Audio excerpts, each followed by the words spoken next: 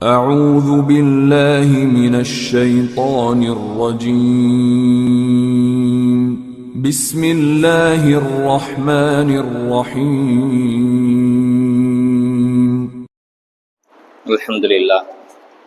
الحمد لله رب العالمين والصلاة والسلام على سيدنا ونبينا ومولانا محمد وعلى آل سيدنا ونبينا ومولانا محمد وبارك وسلم عليه أما بعد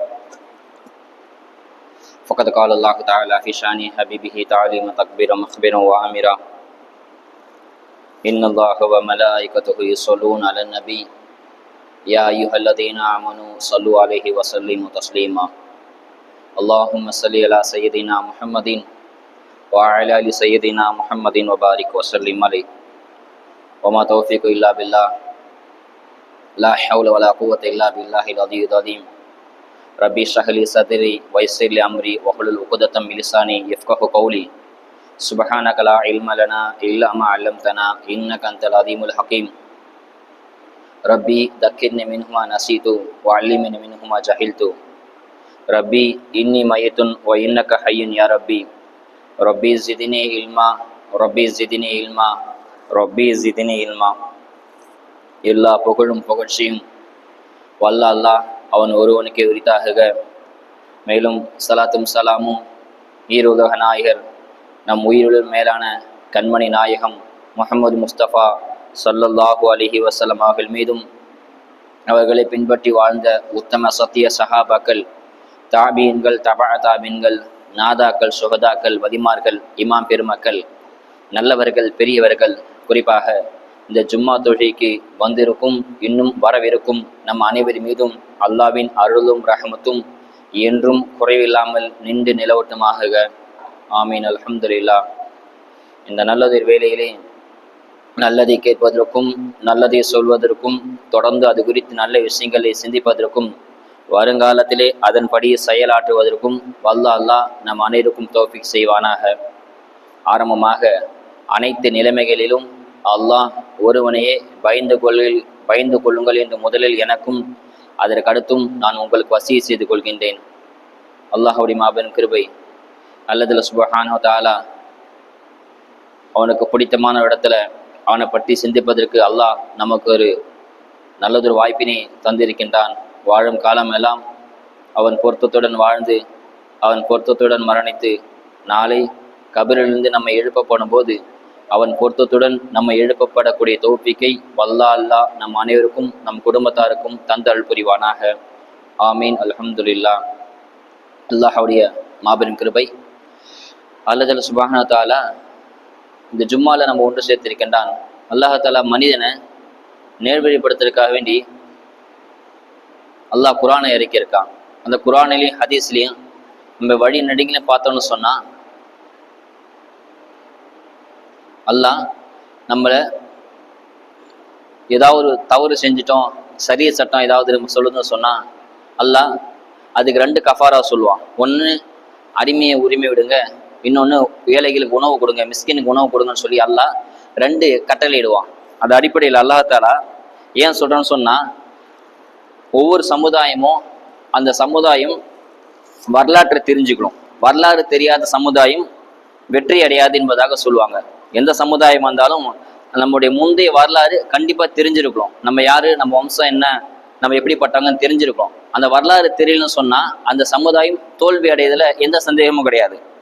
அல்லாஹ் குர்ஆன்ல சொல்கிறான், நபிட்ட அல்லாஹ் கட்டளையிடா, நபியே வரலாறு மக்களுக்கு சொல்லுங்க, ஏன்னா லஅல்லஹும் யதஃபக்கரூன், அவங்க சிந்திக்கிறதுக்கு வழி வகுக்கும். எனவே வரலாறு மக்களுக்கு எத்தி வைங்க என்பதாக அல்லாஹ் குர்ஆன்ல கட்டளையிடுறான். அந்த அடிப்படையில் நம்ம வரலாறை தெரிஞ்சுக்கிறது அவசியம். நம்ம சொந்த வரலாறை தெரிஞ்சுக்கிட்டா தான் வெற்றி பெற முடியும். எந்த ஒரு சமுதாயமாக இருந்தாலும் கடந்த கால வரலாற்றை தெரிஞ்சிருக்கிறோம். நம்ம கடந்து வந்த வரலாறு கண்டிப்பாக தெரிஞ்சிருக்கிறோம். நிகழ்கால ப்ரெசண்ட்ல அதோடைய யதார்த்தம் என்ன அப்படின்னு நமக்கு புரியணும். பாஸ்ட் அதாவது எதிர்காலம் ஃபியூச்சருடைய வியூக்கு நமக்கு அமைக்க தெரிஞ்சிருக்கிறோம். கடந்த கால வரலாறு, நிகழ்கால யதார்த்தம், எதிர்கால வியூகம், திட்டமிடுறது, தொலைநோக்கு தூரம், இந்த மூணும் தெரிஞ்சிருக்கிறோம். அப்படி மூணும் தெரிஞ்சாதான் அந்த சமுதாயம் சிறந்த சமுதாயம், வெற்றி பெறக்கூடிய எல்லா தகுதியும் அந்த சமுதாயத்துக்கு இருக்குது. நீங்க வரலாறு தெரியல, எதிர்காலத்துல என்ன நடக்கும், அந்த வீகம் திட்டம் அமைக்கலாம்னு சொன்னா அந்த சமுதாயம் தோல்வியிலிருந்து எந்த சந்தேகமும் கிடையாது. அதனால கடந்த கால வரலாறு கண்டிப்பா நம்ம எல்லாரும் தெரிஞ்சிருக்கலாம். நமக்கு பழசா இருக்கலாம், என்ன சொன்னதே தான் சொல்றாங்க, நமக்கு பழசா இருக்கலாம். நம்முடைய பிள்ளைங்களுக்கு, நம்முடைய பேரன்களுக்கு அது புதுசா தெரியும். அதனாலதான் எல்லா பள்ளியிலும் அந்த மாதிரி ஒவ்வொரு பயான்லயும் சொன்ன பயான் ஒன்று, ரமதான் பத்தி சொல்லுவாங்க, துல்ஹஜ்னா இப்ராஹிம் இஸ்லாம் பத்தி, ஹஜ்ஜை பத்தி சொல்லிட்டே இருப்பாங்க, ரமலான நோம்பை பத்தி சொல்லுவாங்க. இப்படி ஏன் இதே திரும்ப திரும்ப சொல்றாங்கன்னு சொன்னா, நமக்கு வரக்கூடிய ஃபியூச்சர் ரபியுல் அவல் அடுத்த மாசம் வருது, நம்ம ஸல்லல்லாஹு பத்தி பிறப்புல இருந்து ஃபுல்லா அலசி ஆராய் காத்திருக்கிறோம், அந்த காலத்தை எதிர்நோக்கி இருக்கிறோம் அந்த மாசத்தை. ஏன் இதெல்லாம் சொல்றோம்னு சொன்னா, நம்ம பிள்ளைகளுக்கு அது புதுசா தெரியும், நம்ம பிள்ளைங்களுக்கு வரலாற்றை கத்து தரும். அப்படி வரலாற்றை கத்து தரலன்னு சொன்னா எதிர்கால சமுதாயம் வெற்றி பெறாது. அல்லாஹ் அதை தான் வழிநெடுங்கன்னு சொல்ல வரான். ஏன்னா இப்ப நிகழ்காலத்துல முந்த காலத்துல நல்லா இருந்து, இப்ப எதிர்காலத்துல வரக்கூடிய காலம் எப்படி இருக்குமோ ரொம்ப மீடியா காலமா இருக்குது. எங்க பார்த்தாலும் internet, YouTube, Insta, Facebook, Twitter அப்படின்னு பரபரப்பா போன காலத்துல நம்ம வரலாற்றை மறைக்கிறது மட்டுமல்லாமல் அப்படியே மாத்திடுறாங்க. முஸ்லீம்னாலே தீவிரவாதி, முஸ்லீம்னாலே முஸ்லீம்னாலே கெட்டவங்க, துரோகி, நம்பிக்கை அற்றவங்க அப்படின்ற மாதிரி வரலாற்றை மாத்திட்டாங்க. உதாரணம் சொல்லணும்னு சொன்னா, கம்ப்யூட்டர்ல ஏதாவது திருடன், ஏதாவது கொள்ளக்காரன் படம் வரைஞ்சுன்னு சொன்னா அந்த கம்ப்யூட்டர்ல ஆர்டிஸ்ட் யாருன்னா கூட்டு வரைய சொல்லுவாங்க. இப்படி கண்ணு எப்படி இருக்கு, மூக்கு எப்படி இருக்கும், ஃபர்ஸ்ட் அப்படி இருந்துச்சு, இப்ப எப்படி தெரியுமா இருக்குது. அந்த கம்ப்யூட்டர் ஆன் பண்ண உடனே இந்த ஆர்ட் வரையல அப்படின்னு சொன்னா அந்த போட்டோ ஆட்டோமேட்டிக்கா தொப்பியும் தாடி வச்ச மாதிரி போட்டோ வருது. நீங்க கண்ணு, காது, மூக்கு மட்டும் வரைஞ்சா போதும், அதே தொப்பியும் தாடி வச்சு அந்த போட்டோ பிளாங்கா இருக்குது, மூஞ்சி மட்டும். அந்த மாதிரி ஆகி போச்சு. முஸ்லீம் தான் தீவிரவாதியா இருப்பாங்க அப்படின்னு ஆகி போச்சு. அதனால நம்ம வரலாற்றை கண்டிப்பா தெரிஞ்சுக்கிறது நமக்கு ரொம்ப முக்கியம். ஏன்னா இஸ்லாம் அடிப்படை சரிய சட்டம் என்ன சொல்லுது, சுதந்திரத்தை விரும்புது, அடிமைத்தனத்தை ஒழிக்கிறதுக்கு பேர் தான் இஸ்லாம். சுதந்திரமாக விரும்புவது, அடிமைத்தனத்தை ஒழிப்பதுக்கு பேர் தான் இஸ்லாம் என்பதாக சொல்லி காட்டுறாங்க. ஸல்லல்லாஹு அலைஹி வஸல்லம் குர்ஆன் ஷரீத் வந்த உடனே ரெண்டு விஷயம் பண்ணாங்க. குர்ஆன் ஷரீத் நபித்துவம் கிடைச்ச உடனே மக்கள்கிட்ட போய், இனிமே நான் நபி ஆயிட்டேன், அல்லாஹ் எனக்கு வஹி அனுப்புறான், அல்லாஹ் உருவம் தான் அப்படின்னு சொல்லி ஏலான் பண்ண ஆரம்பிச்சாங்க, தாவா பண்ண ஆரம்பிச்சாங்க. அதுக்கப்புறம் அடிமையை உரிமை விட்டாங்க. ரெண்டு விஷயத்தை தான் பண்ணாங்க. ஒன்னு அல்லாஹ் பக்கம் அழைப்பு கொடுத்தாங்க, இன்னொன்னு அடிமையே இல்லாத சமுதாயம் உருவாக்குனாங்க. ஸல்லல்லாஹு அலைஹி வஸல்லம் நபித்துவம் பட்டம் கிடைச்ச உடனே பார்த்தோம்னு சொன்னா டோட்டல் அரபுல பாதிக்கு மேல அடிமையா தான் இருந்தாங்க. நிறைய பேர் அடிமையா இருந்தாங்க. எல்லா அடிமையும் ஒழிச்சது யாருன்னா, இப்ப யாராவது சொல்லுவாங்க அடிமை ஒழிச்சவங்க அடிமை தந்தை, அடிமை உரிமை விட்டாங்கன்னு சொல்லி யாராவது சொல்றாங்க. ஆனா உண்மை சம்பவம் என்னன்னு சொன்னா, நிதர்சனம் என்னன்னு, அடிமையை டோட்டலா ஒழிச்சது, ஆரம்பத்துல இருந்து ஒழிக்க பாடுபட்டது யாருன்னு சொன்னா நம்ம இஸ்லாமிய சமுதாயம் தான். நமக்கு அது தெரியாம இருக்குது. அல்லாஹ் குர்ஆன்ல சொல்றான், இன்னா ஹலக்னாக்கும் மின் தக்கரின் வ உன்ஸா, மக்களே நான் உங்களை ஒரு ஆண் ஒரு பெண்ணிலிருந்து படைத்தேன். அதாவது அவன் வேற தெய்வத்தை வணங்கினாலும் சரி, வேற மொழி பேசினாலும் சரி, வேற மதத்தை சார்ந்தவனா சரி, எல்லாத்துக்கும் தாயா தெரியுமா, ஹவ்வா அலைஹிஸ்ஸலாம், அவங்க தான் தாய். எல்லா டோட்டல் உலக மக்கள் எல்லாத்துக்கும் தந்தையான்னு சொன்னா ஆதம் அலைஹிஸ்ஸலாம் அவங்க தான். அல்ல அதை தான் சொல்றான், நான் ஆதம் ஹவ்வா அந்த ரெண்டு பேர் இருந்தா எல்லா இன்னா ஹலக்னாக்கும் ஃபுல்லா டோட்டலா நான் படைச்சேன் அல்லாஹ் சொல்றான். எல்லாருமே சமம் என்பதாக சொல்லி காட்டான். அது ஆட்சியாளராக இருந்தாலும் சரி, அடிமையா இருந்தாலும் சரி, ஆண்டாளருமே சொல்லுவாங்க இல்லையா, டோட்டலா ஒழிச்சது. ஆட்சியாளராக இருந்தாலும் அடிமையை யாரும் வச்சு கூடாதான், அவங்களும் மக்கள்கிட்ட நீதமா நடக்கலாம், வேலைக்காரன் நீதமா நடக்கலாம். ஒரு அடிமையா இருந்தாலும் அவங்களும் சரிசமமா பாவிக்கல என்பதாக சொல்லி காட்டுறாங்க. பைத்துல் முகத்தஸ் உமர் அலி ஆட்சி காலத்தை வெற்றி கொள்ளப்பட்டுச்சு. உமர் அலி மதீனால இருந்து ஜெருசலம் போறாங்க, அதாவது பைத்துல் முகத்தஸ் போறாங்க. ஒரு வாகனம், ஒரே ஒட்டகம் தான் இருக்குது. அந்த ஒட்டகத்துல போறாங்க, நீண்ட தூரம், பைத்துல் முகத்தஸ் மதீனாவுக்கும் ரொம்ப தூரம். அப்ப உமர் அலி சொல்றாங்களாம், இப்படி நம்ம நீண்ட தூரம் பிரயாணம் செய்ய வேண்டியது இருக்குது, நம்ம கிட்ட ஒரு ஒட்டகம் தான் இருக்குது, ஒட்டகத்து மேல தொடர்ந்து போனா அது ஒட்டகத்துக்கு செய்யக்கூடிய அநியாயம். எப்படி அந்த பிரயாணிக்கு, அந்த கால்நடைக்கு செய்யக்கூடிய அநியாயம் சரீத் எப்படி சொல்லுது பாத்தீங்களா, மனிதர் மட்டுமல்ல கால்நடைகளும் அநியாயம் செய்யாதீங்க, கால்நடை அடிமையா நடத்தாதீங்க, அதுவும் சரிசமமா நடத்துங்கன்னு உமர் அலியா சொல்லி காட்டுறாங்க. அந்த ஒட்டக செய்ய அநியாயம். எனவே மூணு அடிப்படையில போறாங்க. முதல் அடிப்படை என்னன்னு சொன்னா, உமர் சொல்றாங்க, நான் முதல்ல உட்காந்துக்கிறேன், நீ ஒட்டகத்தை இழுத்துட்டு போற மாதிரி போ, நீ ஒட்டக ஓட்டியா போ, இது முதல்ல. ரெண்டாவது, கொஞ்சம் தூரம் போனதுக்கு அப்புறம் நீ ஒட்டகத்தை இழுத்துட்டு போ, நான் ஒட்டகத்தை நான் இழுத்துட்டு போறேன், நீ ஒட்டகத்து மேல நீ உட்காந்துக்க. அந்த அவங்க அடிமை உமர் அடிமையை கூட்டிட்டு போறாங்க. அந்த அடிமை பேர் சாலிம் ஒருத்தர் கூட்டு போறாங்க. முதல்ல ஒட்டகத்து மேல நான் உட்காந்துக்கிறேன், நீ ஒட்டக கடிவாளம் பிடிச்சி இழுத்துட்டு போ. ரெண்டாவது ஒட்டகத்து மேல நீ உட்காந்துக்க, நான் ஒட்டக கடிவாளம் பிடிச்சி இழுத்துட்டு போறேன். யார் சொல்றா? ஜனாதிபதி அமீல் முஃமினீன் அவங்க சொல்றாங்க, ஒட்டக கடிவால நான் பிடிச்சி இழுத்து போறேன், ஒட்டகத்து மேல அடிமை உட்கார்ந்து இழுத்துட்டு போறேன். மூணாவது, நம்ம ரெண்டு பேருமே நடந்து போலாம், ஒட்டகம் தனியா இலப்பாரி டயர்டு இல்லாம ஃப்ரீயா ஃப்ரெஷ்ஷா கொஞ்சம் வரட்டும் அப்படின்னு சொல்றாங்க. மூணு அடிப்படையில போறாங்க. இதே மாதிரி நீண்ட தூரம், நீண்ட நாள் பிரயாணம் செஞ்சு போயிட்டே இருக்காங்க. கரெக்டா ஜெருசலம் பைத்துல் முகத்தஸ் வர அந்த நேரத்துல, அந்த எல்லை அடையக்கூடிய நேரத்துல டைம் எப்படி வருது, ரெண்டாவது அடிப்படையில வருது. அதாவது உமர் ஒட்டகம் கடிவால பிடிச்சி இழுத்துட்டு போற மாதிரியும், உமருடைய அடிமை சாலிம் ஒட்டகத்து மேல உட்கார்ந்து வர மாதிரியும் வருது. அப்படியே போறாங்க. சாலிம் உமரோட அடிமை ஒட்டகத்து மேல உட்கார்ந்து இருக்காரு, ஒட்டகத்தை உமரை பிடிச்சி இழுத்துட்டு போறாங்க. அந்த மக்கள் ஜெருசலேம் மக்கள் பார்த்து வியப்புன்னு விளிம்பிலே போயிட்டாங்க. ஒரு ஜனாதிபதி, ஒரு நாட்டுடைய அதிபதி, இவரு ஒட்டக ஓட்டி மாதிரி பாகமா இழுத்துட்டு வராரு, ஒட்டகத்து மேல அடிமை உட்கார்ந்துட்டு வராரு, இப்படி எல்லாம் இஸ்லாம் இருக்குதான்னு சொல்லி வேப்பு விளிம்புக்கே போயிட்டாங்க. அததான் இஸ்லாம் சொல்ல வருது. யாரும் அடிமை கிடையாது, எல்லாரும் முதலாளி தான். யாருமே அடிமை கிடையாது, யாரும் தொழிலாளி கிடையாது. எல்லாத்தையும் சரிசமம் பார்க்கதான் இஸ்லாம் சொல்லுது. நபித்துவம் பட்டங்க சலாஸ் அதுதான் செஞ்சாங்க. புகாரி முஸ்லிம்ல ஒரு ஹதீஸ் பதிவு செய்யப்பட்ட அபூ ஹுரைரா ரலியல்லாஹு அறிவிக்கிறாங்க, நான் ஸல்லல்லாஹு அலைஹி என்கிட்ட சொன்னாங்க அப்படின்னு சொல்லி அபூ ஹுரைரா சொல்றாங்க, லை யகூலன்ன அஹதுக்கும் யா அபதி யா அபததி குல்லுஹும் யா இபாதி. நீங்க யாரையும் அடிமை பெண்ணே, அடிமையே அப்படின்னு கூப்பிடாதீங்க. எந்த ஆணை பார்த்து அடிமைன்னு கூப்பிடாதீங்க, எந்த பெண்ணை பார்த்து அடிமை பெண்ணு கூப்பிடாதீங்க. குல்லுஹும் இபாதல்லா, எல்லாருமே அல்லாஹ்வுடைய அடிமைதான். நம்ம யாருக்கு மக்களுக்கு அடிமை கிடையாது, எல்லாருமே அல்லாஹ்வுடைய அடிமை அப்படின்னு அபூ ஹுரைரா ரலியல்லாஹு சொல்லி காட்டுறாங்க. என்கிட்ட சொன்னாங்க சொல்லி அபூ ஹுரைரா அறிவிக்கிறாங்க. இந்த ஹதீஸ் புகாரிலும் முஸ்லிம் பதிவு செய்யப்பட்ட ஹதீஸ். எத்தனையோ சான்று சொல்லலாம். அடிமை ஒழிச்ச சமுதாயம் இஸ்லாம் தான். முதல்ல அதுக்கு அடிப்படை அடிக்கல் கல் வச்சதே இஸ்லாம் தான். பிலால் ரலியல்லாஹு நீக்கிற அடிமை எந்த அளவுக்கு வெறுத்தாங்க. கருநிலை காக்காவை பார்த்து காக்காவோட நீ கருப்பா இருக்கிற அப்படின்னு சொன்னாங்க பிலால.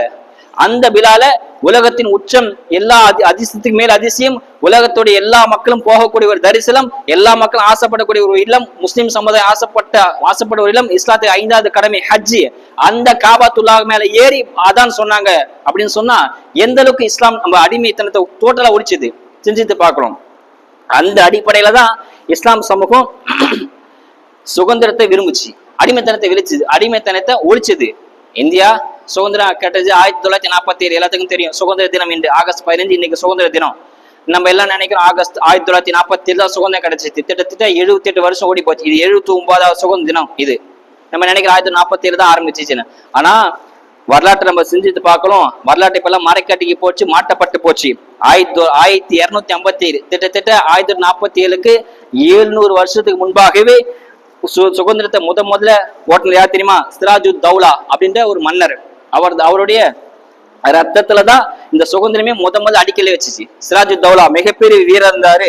அவரை என்ன ஆங்கிலேயர்கள் அடக்க பார்த்தாங்க, ஒடுக்க பார்த்தாங்க, முடியல. கிட்டத்தட்ட சுதந்திரம் கிடைப்பதுக்கு 700 வருஷத்துக்கு முன்பாகவே சுதந்திரத்துக்கு பாடுபட்டார். யாரும் அடிமையா இருக்கக்கூடாது, எல்லாத்தையும் அடிமை ஒழிக்கன்னு சொல்லி சுதந்திரத்துக்காக வேண்டி பிரிட்டிஷ் எதிர்த்து போராடினாரு. அவரை ஆங்கிலேயர் ஒண்ணுமே பண்ண முடியல. கடைசியா சொந்தக்காரர், அந்த சிராஜுத் தௌலாவோட சொந்தக்காரரை கைக்குள்ள போட்டாங்க. மீர் ஜாஃபர் அப்படின்ற கைக்குள்ள போட்டு அவரை கடைசியில மௌத்தாக்கிட்டாங்க. இப்படி சொல்லிக்கிட்டே போலாம். சிராஜுத் தௌலா மிகப்பெரிய வீரர். அந்த சொந்தக்காரர் மூலமாக அவர் குழி தோண்டி அவரை ஆட்சி இல்லாம பண்ணாங்க. ரெண்டாவது பார்ப்போம் கான் சாஹிப் அப்படின்ற ஒரு நபர். கான் சாஹிப்னா தெரியுமா? கான் சாஹிப்னா தெரியாது. மருதநாயகம் அப்படின்னு சொன்னா தெரியும். மருதநாயகம் கேள்விப்பட்டிருக்கீங்க இல்லையா? மருதநாயகம் அவர் கான் சாஹிப். அவர் உண்மையான பேர் சொன்னா முகமது யூசுப் கான். அவர் மிகப்பெரிய வீரன், ஆங்கிலேயரை கொலை நடுங்க வச்சவர். வரலாற்றை பதிச்சு பார்த்தா தெரியும். எந்த அளவுக்குன்னு சொன்னா 1764 அக்டோபர் 13 ரமலான் மாதம் அவரு மிகப்பெரிய ஒரு இபாதத்சாலி. ரமலான் மாதம் அதிகமா தொழுதுட்டே இருப்பாங்களாம். யாரு? மருதநாயகம் சொல்லக்கூடிய அவர் தொழுதுகிட்டே இருப்பாரு, அதிக தொழுகையாளி. அவர் என்னமோ பண்ணி பார்த்தாங்க, ஆங்கில ஒண்ணுமே பண்ண முடியல. சரி, அவர் ரமலான் ஒரு நாள் ரமலான் தொழுதுட்டு இருக்கும் போது அவருடைய யாருமே பக்கத்தை வச்சுக்க மாட்டார். 3 பேர் நம்பிக்கைக்குரிய 3 பேர் பக்கத்தை வச்சுப்பார். ஒருத்தர் பேர் சீனிவாசா ராவ், இன்னொருத்தர் பேரு பாபா சாஹிப், இன்னொருத்தர் மார்சன் அப்படின்னு பிரெஞ்சு படை தளபதி. அந்த 3 பேரை பக்கத்தை வச்சு சொல்லிட்டு இருக்கிறாரு. ஒரு தடவை பிரெஞ்சு தளபதி மார்சனை ஏதோ தப்பு செஞ்சா சொல்லி கணத்தை அரைஞ்சிட்டார். மருதநாயகம் கணத்தை அரைஞ்சிட்டாரு. இதை மனசுக்குள்ள அப்படியே வச்சுட்டு அந்த 2 பேர்த்த கூட்டு சேர்த்து டோட்டலா 3 பேரும் அந்த மருதநாயகத்தை அழிக்கலாம் அப்படின்னு சொல்லி அவள் தொழுதுட்டு இருக்கும் போதே ஒரு பெட்ஷீட்டுமே துணியை போட்டு கட்டி சுத்திட்டாங்க. ஏன்னா அவரை உயிரோடு இருக்கும் போது நார்மலா இருக்கும்போது ஒண்ணும் பண்ண முடியாது. அந்த அளவுக்கு மாபெரும் வீரர் அவர் மருதநாயகம் சொல்லக்கூடிய கான் சாஹிப். அவர் தொழுதுட்டு ரமலான் மாதம் தொழுதுட்டு இருக்கிறாரு. அந்த 3 பேரும் சீனிவாசா ராவ், பாபா சாஹிப், மார்சான் அப்படின்ற 3 பேரும் அவர் பெட்ஷீட் அவரை பிடிச்சி தூக்கிட்டு போறாங்க. அவர் சொல்றாரு, அங்கவே என்னை எதனா பண்றதா இருந்தா என்னை இங்கேயே பண்ணிடுங்க, என்னை சாவடிச்சிருங்க. எக்காந்துக்குன்னும் என் உடலையோ என்னையோ ஆங்கிலத்தை ஒப்படைச்சிடாதீங்க, பிரிட்டிஷ்ட ஒப்படைச்சு என் உயிரை போக வச்சிடாது, நீங்களே என்ன சாவடிச்சிங்கன்னு சொல்றாரு. அப்பயே அவங்க கேட்காம கிட்டத்தட்ட 800 படை வீரர்கள் சேர்ந்து அவர் கொண்டு போறாங்க, அவர் இழுத்துட்டு போறாங்க. 800 படை வீரர், 1 2 அல்ல, 800 படை வீரர் சேர்ந்து அந்த மருதநாயகத்தை கொண்டு போய் ஆங்கில கையில ஒப்படைக்கிறாங்க. அக்டோபர் 15 1767 அவரை தூக்கு போடுறாங்க. 1767 அக்டோபர் 15வது நாள்ல அவரை தூக்கு போடுறாங்க. ஒரு மாமரத்துல தூக்கு போடுறாங்க. தூக்கு கயிறு தாங்கல, அவர் அவ்வளவு பெரிய வீரர். அவர் தூக்கு போற அந்த கயிறு அருந்து கீழே விழுந்துருச்சு. சரி, எல்லாரும் மௌத்தா போய் கிட்ட போய் பார்த்தா அவர் மௌத்தா போகல, உயிரோடு தான் இருக்கிறார். திரும்பவும் அவர் 2வது முறையும் வேற ஒரு கயிறை கொண்டு வந்து ஸ்ட்ராங்கா மாட்டி திரும்பவும் தூக்கு போடுறாங்க. திரும்பவும் அந்த கயிறு அருந்து போய் திரும்ப கீழே விழுது. அப்ப சொல்றாரா, நீ என்னதான் தூக்கு போடா சாவடிக்க முடியாது, ஏன்னா நான் மூச்சு பயிற்சி கத்திருக்கேன்னு சொல்லி கழுத்தினால் இழுத்து மூச்சு தாங்கி பிடிச்சிருந்தாரு. அப்புறம் 3வது தடவையா நீண்ட நாள் அவர் தூக்கிலே போறான். கிட்டத்தட்ட 17 நாள் தண்ணி கொடுக்கல, சாப்பாடு கொடுக்கல, பட்னியா இருந்து அவர் தூக்குல போடுறாங்க. நீண்ட நாள் தூக்குல போட்டு அவர் அடக்கம் செய்யறாங்க. அவர் மௌத்தா போயிட்டார். மௌத்தா போனோன்னு அவர் அடக்கம் செய்யறாங்க. சம்பட்டிபுரம் அப்படின்ற ஒரு இடத்துல அடக்கம் செய்யறாங்க. அடக்கம் செஞ்சுட்டு எல்லா பிரிட்டிஷ் அதிகாரி எல்லாம் ஊருக்கு வர்றாங்க. அவர் நைட்ல தூங்கும் போது யாரெல்லாம் அவர் மௌத்துக்கு, அவருடைய சாவுக்கு காரணமா இருந்தாங்களோ அவர் கனவுல எல்லாம் இந்த மருதநாயம் கனவுல வராது. கனவுல வந்து மிரட்டலாரா, எல்லாத்தையும் கனவுல தூங்க விடல, கதிகலங்க வைக்கிறாரு. மௌத்தா போய் அவர் கதிகலங்க வைக்கிற, ஆங்கில கதிகலங்க வைக்கிறாரு. எல்லாரும் பகல்ல வந்து மருதநாயம் திரும்ப உயிரோட வந்துட்டாரோ அப்படின்னு சொல்லி குழியை தோண்டி பாக்குறாங்க. அவர் மௌத்தாவை அடக்கம் பண்ணிட்டு கிடக்குறாரு. இதெல்லாம் இதை கட்டுக்கதையும் கிடையாது, உண்மை சம்பவம். வரலாறு மக்கள் தெரிய ஆசைப்படுறதும் கிடையாது. அந்த மருதநாயம் அப்படின்றவரை சம்பட்டிபத்தை குழி தோண்டி பாக்குறாங்க. அவர் அப்படியே இருக்குது. அவரே இப்படியே இருந்தா நமக்கு ஆபத்துன்னு சொல்லி அவர் கழுத்து தனியா, கை தனியா, கால் தனியா வெட்டி எடுக்கிறாங்க. யாரு? ஒரு மௌத்தா போன சடலத்தை வெட்டி எடுக்கிறாங்க. கழுத்தை திருச்சியில போய் அடக்கம் செய்யறாங்க, காலை தஞ்சாவூர்ல போய் அடக்கம் செய்யறாங்க. இன்னும் அவரோட கையை பாலங்கோட்டையில் அடக்கம் செய்யறாங்க. அவர் உடலை மட்டும் சம்பட்டிபுரத்தை அப்படி அடக்கம் செஞ்சிருக்காங்க. இன்னமும் அவர் கையும், அவர் காலும், அவர் தலையும் எங்கெங்கெல்லாம் அடக்கம் செய்யப்படுதோ திருச்சியிலும் பாலங்கோட்டையும் தஞ்சாவூர்லையும் இன்னும் பாதுகாத்துட்டு வராங்க. அந்த அளவுக்கு அவர் மாபெரும் வீரர். இன்னும் சொல்லிட்டே போலாம், நிறைய பேர் சொல்லிட்டே போலாம். இப்ப வந்தவங்க யாரும் சுகந்து ஒரு நாள் நின்றவங்க, ஒரு ஓரமா நின்றவங்களாம் பெரிய பெரிய ஆளு, இவங்க தேசத்தந்தை அப்படி இப்படின்னு சொல்லி புகழ்றாங்க. உண்மையை சுதந்திரம் கொடுத்ததே இஸ்லாம சமுதாயம் தான். திப்பு சுல்தான் கேள்விப்பட்டிருப்பீங்க இல்லையா? மாபெரும் ஆங்கில சிம்ம சொற்பான திப்பு சுல்தான். அவரு 1990 சஞ்சய் கான். திப்பு சுல்தான் மிகப்பெரிய வீரர். அவர் மிகப்பெரிய வீரர். அவருடைய உண்மை கதை எடுக்கலாம்னு சொல்லி ஒருத்தர் வடமாநிலத்தை சேர்ந்த சஞ்சய் கான் அப்படின்றவரு அவருடைய சம்பவத்தை எடுக்கலாம்னு சொல்லி ஒரு பிளான், ஒரு வீகம் எடுக்கிறார். ஏன் சொன்னா வரலாற்று எப்படி மாத்தடிக்கிறாங்க பாருங்க, நமக்கு அதெல்லாம் தெரியதே கிடையாது. 1990 சஞ்சய் கான் அப்படின்ற வடமாநில இயக்குனர் என்ன பண்றாரு, திப்பு சுல்தான் ஸ்டோரிய ஸ்குவாட் ஆஃப் திப்பு சுல்தான் அப்படின்ற டைட்டில் வச்சு அந்த நாடகத்தை வெளியிடறாரு. அந்த சஞ்சய் கான் அவரே டைரக்டர், அவரே ஹீரோ, திப்பு சுல்தான வேடம் போட்டு நடிக்கிறாரு. இந்த நாடகம் வெளிவந்த தூர்தர்ஷன் கவர்மெண்ட் சேனல் தூர்தர்ஷன்ல வெளிவாருது 1990. நான் சொல்றது அந்த சேனல் வெளிவந்த உடனே சங்கிகள்லாம் இருக்காங்க இல்லையா, சங்கிகள் சேர்ந்து இதை சும்மா விடக்கூடாது சொல்லி அதை ப்ரொடியூஸ் பண்ண பெரிய ஸ்டுடியோ அப்படின்ற அந்த ஸ்டுடியோ போய் கொளுத்துறாங்க, தீ வச்சு கொளுத்துறாங்க, அடிக்கிறாங்க, ஒடிக்கிறாங்க. கிட்டத்தட்ட அந்த தீயில 55 பேர் அந்த சம்பவத்திலே உயிரிழந்துட்டாங்க. உயிரிழந்துட்டு அந்த ஹீரோ சஞ்சய் கான் மட்டும் படுகாயம் அடைஞ்சு ஹாஸ்பிட்டல் அனுமதிக்கப்படுறாங்க. நீண்ட நாள் வாக்குவாதத்துக்கு பிறகு அந்த தூர்தர்ஷன் சேனல்ல திப்பு சுல்தான் கதையை ஒளிபரப்ப கூடாதுன்னு சொல்லி நீண்ட போராட்டம் பண்றாங்க. கடைசியா பேச்சுவார்த்தைக்கு அப்புறம் ஒளிபரப்பு செய்யறாங்க. எப்படி ஒளிபரப்பு செய்யறாங்க, அந்த திப்பு சுல்தான் கதை ஆரம்பிக்கிறதுக்கு முன்னாடி கீழேயும் சப்டைட்டில், இது கற்பனை கதை, உண்மை அல்ல அப்படின்னு போட்டு வெளியிட்டாங்க. நீண்ட பஞ்சாயத்துக்கெல்லாம் பிறகு, நீண்ட பேச்சுவார்த்தை பிறகு உண்மையான மாவீரர், உண்மை சம்பவத்தை இவனுங்க கற்பனை கதை, இது நிஜம் அல்ல அப்படின்னு சப்டைட்டில் போட்டு வெளியிட்டாங்க. எவ்வளவோ கதை நமக்கே தெரியும், ஒண்ணுமே இல்லாத கதை, ஆகாது போகாத கதை, வானத்துல பறக்கிறது 2 கை 10 கால் கதையெல்லாம் உண்மையா வெளியிடுற இவனுங்க உண்மையான திப்பு சுல்தான் கதையை இவங்க இது உண்மை கதையல்ல கற்பனை கதையை சொல்லி சப்டைட்டில் போது வெளியிட்டாங்க. இதெல்லாம் யாருக்கு தெரியும்? நம்ம தெரிஞ்சுக்கணும், இஸ்லாம் சமயம் தெரிஞ்சுக்கணும். காந்தி அன்னைக்கே சொன்னாரு, திப்பு சுல்தான் தலைமையில மட்டும் இந்தியா போர் செஞ்சிருந்தா எப்பயோ ஆங்கில வெற்றி கொண்டிருக்கலாம் சொன்னார் காந்தி. அவ்வளவு பெரிய வீரர் திப்பு சுல்தான். ஒரு இடத்துல ஒரு கழிவறையில எழுதியிருந்தாங்களாம், திப்பு அசிங்கப்படுத்த சொல்லி ஆங்கிலேயர் ஒரு கழிவறையில திப்பு சுல்தான் அப்படின்னு பேர் எழுதியிருந்தாங்களாம், அசிங்கப்படுத்துறதுக்காக வேண்டி. நம்ம இப்படி கக்கூஸ் ஆண்கள் பெண்கள் எழுதுவாங்க அந்த மாதிரி. அப்போ திப்பு சுல்தான் பார்த்து சொன்னாராம், ஆங்கிலுக்கு என் பேரை பார்த்தாதான் மோஷனே போகும்னு சொன்னாராம். அந்த அளவுக்கு மிகப்பெரிய வீரர் திப்பு சுல்தான். ஒரு இது மிகப்பெரிய ஒரு ஆளுமை இருந்தார் திப்பு. அவர் இருக்க வரைக்கும் யாரும் இஸ்லாம் ஒண்ணுமே பண்ண முடியல. பகதூர் ஷா மிகப்பெரிய, அடுத்த பகதூர் ஷா அவர் எவ்வளவு பெரிய வீரர், அவரை இந்தியாவில ஒண்ணுமே பண்ண முடியல. அவரை பர்மாவுக்கு நாடு கடத்துறாங்க. இந்தியாவில இருக்கும் ஒண்ணும் பண்ண முடியாது. அவருடைய வீரத்தை சமாளிக்கணும்னு சொல்லி அவர் நாடு கடத்துறாங்க. நாடு கடத்தி பர்மாவில் அடக்கம், அங்கேயே கொலை செஞ்சு இந்த பர்மாவில் அடக்கம் செய்யறாங்க. அடக்கம் செய்த கல்லறை எழுதிருக்குதான், அடக்கம் செய்த கல்லறை பர்மாவில் இன்னைக்கு போய் பார்த்தா பார்க்கலாம். கல்லறை எழுதிருக்குது, இந்த மாமன்னர் பகதூர் ஷாவுக்கு இந்தியாவில் அடங்குவதற்கு 6 அடி மண் கிடைக்கவில்லை அப்படின்னு அந்த கபர்ல எழுதிருக்குது, கல்லறையில கல்வெட்டில் எழுதிருக்கு.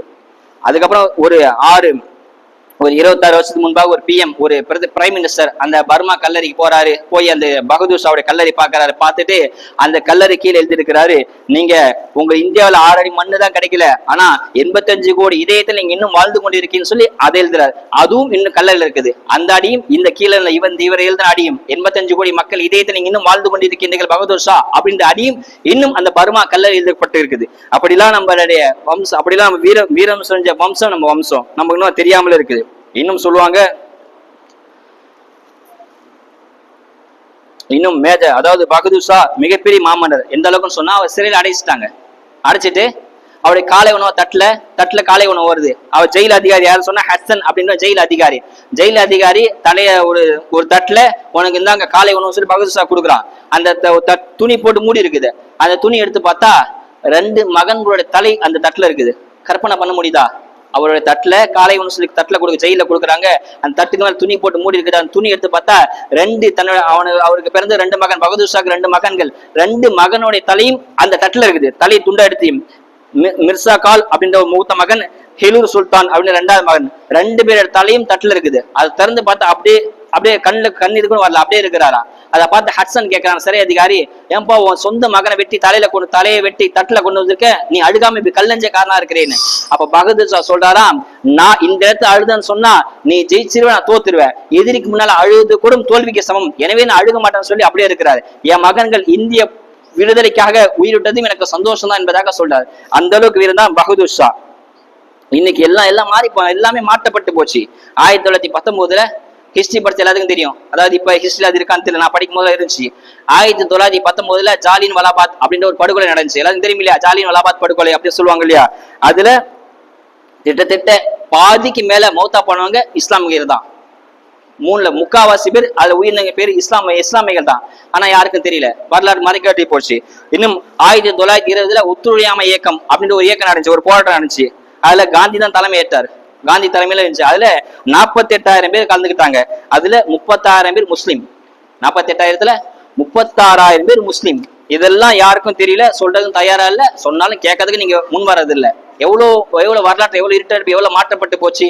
இன்னும் சொல்லிட்டே போலாம். இந்தியா கேட்ல, டெல்லியில இந்தியா ஆர்ட்ஸ் இருக்குல்ல கேட்டு, நுழையும் போது அந்த ராணுவ பேர்லாம் பதிக்கப்பட்டிருக்கும். அதை சுதந்திர போன்ற யாராலும் கலந்துட்டாலும் அங்க பேர்லாம் பதிக்கப்பட்டிருக்கும். அதுல 95,300 பேர் பதிக்கப்பட்டிருக்கு. இன்னைக்கு போய் பண்ணா பாக்கலாம் நீங்க. டெல்லி கேட்ல இந்தியா கேட்ல 95,300 பேர் பதிக்கப்பட்டிருக்குது. அதுல 61,945 பேர் முஸ்லீம் பேருக்கு தான். கிட்டத்தட்ட 3/4 பேர்.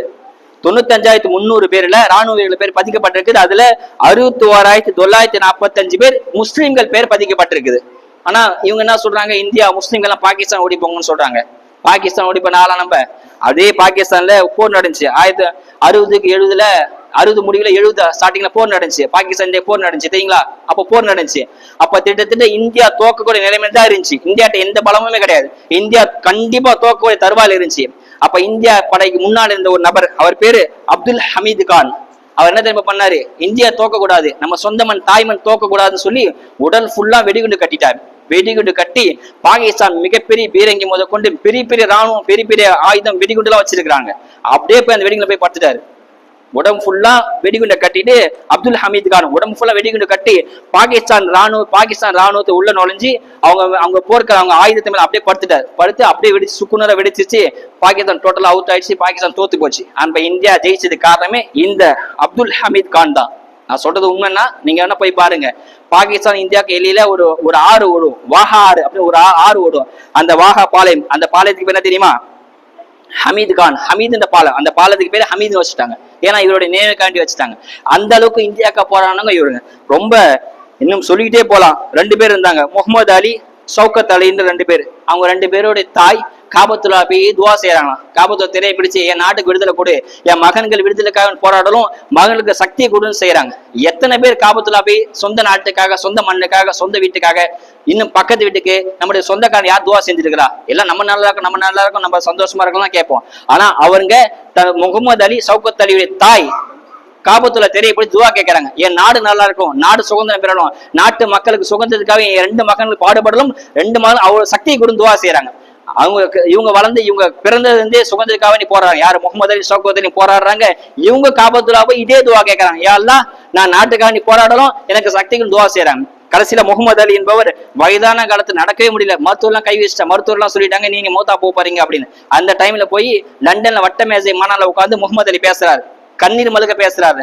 எனக்கு மௌத்து நெருங்குது, நான் மௌத்தா போயிட்டு சொன்னா என்னை இந்தியால அடக்கம் செய்யாதீங்க, என்ன சுதந்திர மண்ணில் அடக்கம் செய்யுங்க, ஒண்ணு இந்தியாவுக்கு வெற்றி கொடுத்துருங்க. லண்டன்ல போய் பேச வட்டமேஜை மாநாடுல பேசுறாரு, எனக்கு இந்தியாவுக்கு வெற்றி கொடுத்துருங்க, அப்படி வெற்றி கொடுக்கல சுதந்திரம் கொடுக்கலையா என்ன சுதந்திர மண்ணில் அடக்கம் செய்யுங்கன்னு சொல்லி அவர் கண்ணீர் மல்க பேசுறாரு. அந்த வட்டமேஜை மாநாடுல இருந்து எல்லாருமே அழுகுறாங்க, வரலாறு பதிவு செய்யப்பட்டது. கடைசியா அவர் மௌத்தாவும் போறாரு, சுதந்திர மண்ணில் மௌத்தா போறாரு.